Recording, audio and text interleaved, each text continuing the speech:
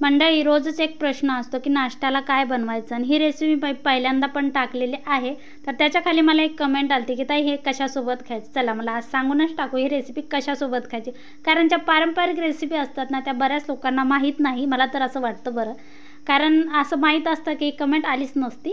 तर इथे कशी केली, काय केली, स्टेप बाय स्टेप सांगते तुम्हाला. तिथे मी 1 वाटी गव्हाचं पीठ घेतलं, 1 वाटी बेसन पीठ, 1 वाटी ज्वारीचं पीठ घेतलं, हळदी पावडर, मिरची पावडर, चवीपुरतं मीठ घातलं. यामध्ये आमकं ढमकं घालायची अजिबात जरूरत नाही. मस्त पीठ मळून घट्ट बाजूला ठेवायचं. पीठ भिजतं तोपर्यंत एका कढईमध्ये तेल घालायचं, जिरे घालायचे, हळद घालायची आणि छान 2 ग्लास पाणी टाकायचं. यामध्ये पण थोडंसं मीठ घालायचं. आता मीठ थोडंसं कमीच घाला कारण पिठामध्ये पण मीठ घातलेलं आहे आपण. कोथिंबीर घालायची आणि मस्त उकळी काढून घ्यायची.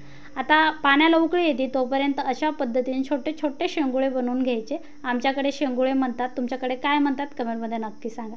आता उकळी आली की हे शेंगुळे छान पाण्यामध्ये शिजवून घ्यायचे. यामध्ये पाणी भरपूर ठेवायचं आणि हे ना असेच खात असतात. याच्यामध्ये जे पाणी असतं हे पाणी सूपवानी प्यायचं आणि हे शेंगुळे असेच खायचे. तर याला कोणती भाजी चटणी वगैरे लागत नाही बरं का. तर यावेळेस सांगितलं की कशासोबत खायचं.